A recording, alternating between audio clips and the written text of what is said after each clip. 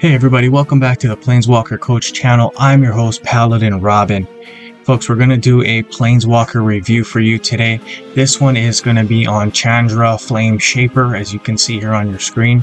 Folks, before we get started with this thing, we want to make sure we thank Webcore. Webcore has been great to us. They've given this one to us so that we can do this video for you and give you guys all the information you want on this particular Planeswalker. Alright, with that being said, thank you again, Webcore. You guys are always awesome.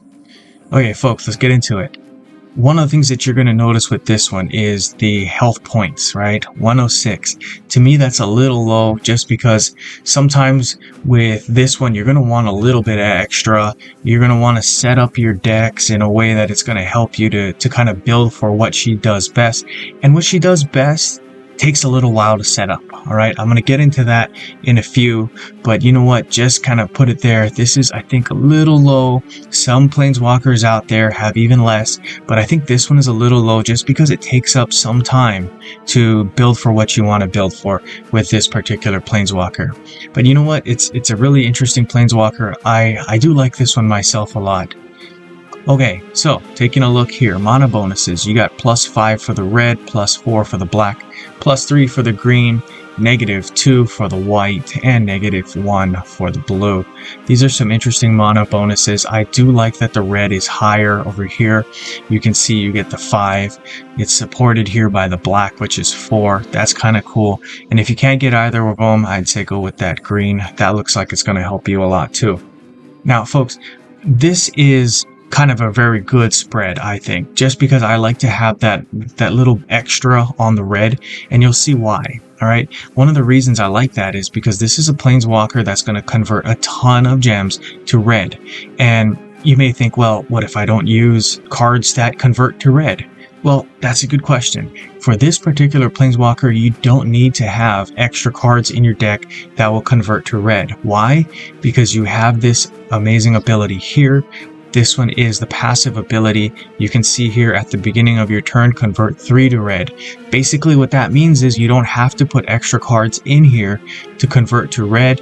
You already have a built-in ability that's going to convert to red at the beginning of your turn. So this is really cool. You're going to convert a ton of gems to red. That's just going to help you because you got a good mana bonus here for that red.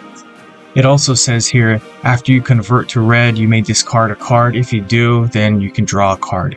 So this is a very good ability. I think this passive ability is one of the better ones that we see in the game today. I think we see some really good ones.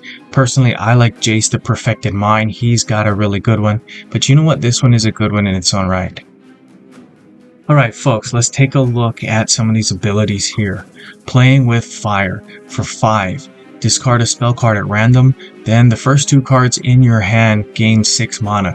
If you can't, then you gain 6 mana. Now I think this is a good one here, but you have to read it carefully and you have to kind of strategically plan how you're going to use it because you may not be getting what you think you're going to get. Alright, let me just go over it really quickly. Obviously, you're going to discard a card from your hand. If it's a spell card, the first 2 cards in your hand are going to gain 6 mana. Now here's the catch, right? Before you hit this ability, you have to take a look at what are the first 2 cards in your hand. If one of them is a spell card that may get discarded, then you're going to have a problem because if one of those spell cards gets discarded, automatically you would think that the 3rd card in your hand is going to be moved up into the 2nd card position. And because it's in the 2nd card position, it's going to benefit from the 6 mana. It doesn't work that way. Okay, I just got to put it out right now. It doesn't work that way. Whatever those 2 first cards are at the time of you hitting this ability, that's what the computer is going to think is your 1st and 2nd card, okay? Even if one of them gets discarded because maybe it's a spell, your 3rd card does not move up to your 2nd card spot and then get the mana, okay? It doesn't work that way. So keep that in mind. What I would do is take those spells, put them at the bottom side of your hand, and then you can feel a little more free to kind of use this one here. But you know what? Once you get that part down, guess what? You get lots of free mana just for the 5. So that's really cool. This is an interesting ability. The thing I gotta mention too is these things do not trickle down, right? So if you are only needing maybe 4 mana for that first card, you're going to get 6, but the second 2 that you get, right, that leftover 2 does not go to the next one. Okay, so keep that in mind. You got to remember that when you use this one, if you can get that down and kind of have some practice with that, you're going to find this is a really interesting and useful way to get a lot of free mana. For me personally, I would use this with Kylox Visionary Inventor. Kylox takes the first 2 spells from your graveyard and puts them in your hand with full mana. That's really the best way to use this ability here, just because you're going to get free spells. And a lot of times that's what a good deck will have. A lot of good free spells, or maybe a lot of one spell that's really, really good. So a couple of ways you can use this one here. Very interesting ability. You just got to be careful. Here's the second ability, Spreading a Wildfire. Reinforce target non-token creature you control 4 times until the end of turn. That creature gains haste, imminent death, and gains the elemental subtype. So I think this one has the potential to be a game winner. You can build entire decks around this ability, and what I would do is either build with big creatures or creatures that have double strike. And what you'll be aiming for is for you to have a creature that is so big that it will win your game as soon as you hit this ability, right? So think about that. You got maybe a big creature, you reinforce it a few times, and that thing will attack. And if it's big enough, you'll have enough points to overwhelm your opponent and win. So that's a really good one. Again, maybe that double strike is something you can look at. That's going to be good if you can get the creature big enough and then use that double strike. That's going to be something that wins a lot of games for you. So very cool ability. This one is definitely one that you can build around and just win games straight on using this one. Okay, so here's the next one. This is the third ability, Turning into a Conflagration. This is an interesting one. Destroy all creatures and all non-land supports, then deal X damage to your opponent's planeswalker. X is 3 times the number of creature cards in all graveyards. So I think this one is another potential game winner. You'll want to play this ability in decks where you throw a lot of creatures into the graveyard. Here's another place I think you can use Kylox. Kylox, that's a good one, obviously, because you can throw 10 cards from the top of your library into the graveyard every single turn, so that's going to help you. Obviously, what you're going to want to do is have a deck with tons and tons of creatures. Alright, so I would probably use Cityscape Leveler. You can use that to destroy opponent's supports and opponent's creatures, and I would kind of use that one instead of adding a spell, because of course you're going to get some damage for your opponent if you use this one here. I also like Marchesa, Dealer of Death. That's an interesting one because, again, it's going to help you to defeat your enemy creatures and kind of clear the board up for you. And that's a good way to play some defense to set yourself up with this ability. Also, Dihada, Binder of Wills. That's another interesting one because you can throw 3 cards into your graveyard every single turn. And you can kind of play it in a way where you make sure those creatures get into the graveyard. So, very, very good one here. Overall, I think you have these 2 abilities that can be game winners. They're very useful. You can build decks towards them, and I think you're going to probably find that these 2, if you build it right, are going to be very special. Let's take a look at some of the cards that I have included for this deck here. Now, what I'm building for is that second ability. What I want to make sure I do is get a creature big enough that when I reinforce him, he's going to win the game for me. Alright, I'll click on this and you can see the ability again. What we're going to try to do is get one of those dinosaurs out, make them big enough that when they reinforce 4 times, they're just big enough that you'll win the game. Alright, so these are my dinosaurs right here. You can see I got Xylortha. This is kind of an interesting one. This one will help you get dinosaurs for free. Also, you get a nice buff. That's pretty much the big one here. If you don't have this one, what I would suggest is get another dinosaur or get another creature that's really, really big. Alright, a couple of other things that I want to point out for this deck. Bulk up. This is an important one. Double the power of target creature that you control until end of turn. So you kind of see what we're going for with this one. We're going to hit that second ability. That's going to get our creature really big. Bulk up is going to help us to get them even bigger, and that's going to do a ton of damage. And folks, this is the other important one here, Violent Urge.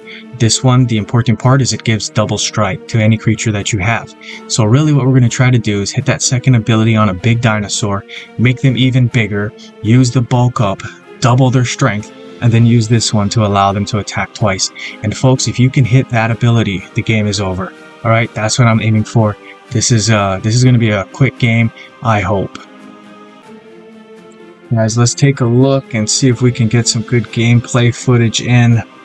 what I'm hoping for is for the ability to get these dinosaurs out, get them big, and then hopefully we're going to have both of those spells that we need, right? If we got one of the spells that we've included in this deck, we're going to be in good shape to win it as soon as we get that second ability. But you know what? If we got both of them ready to go by the time we hit that second ability, we're going to win this game for sure. Oh, look at that. We got Xylortha ready to go. That's cool. Already in the hand. Nice mana cascade there. Tons of good gems connecting. Very cool. There we go. Xylortha looks like she's already paid off. That's awesome. I tell you what, I'm going to hit the confirm. That's going to get rid of this one here. It's going to draw another card. Hoping for the spells. We didn't get a spell. There's a spell right there.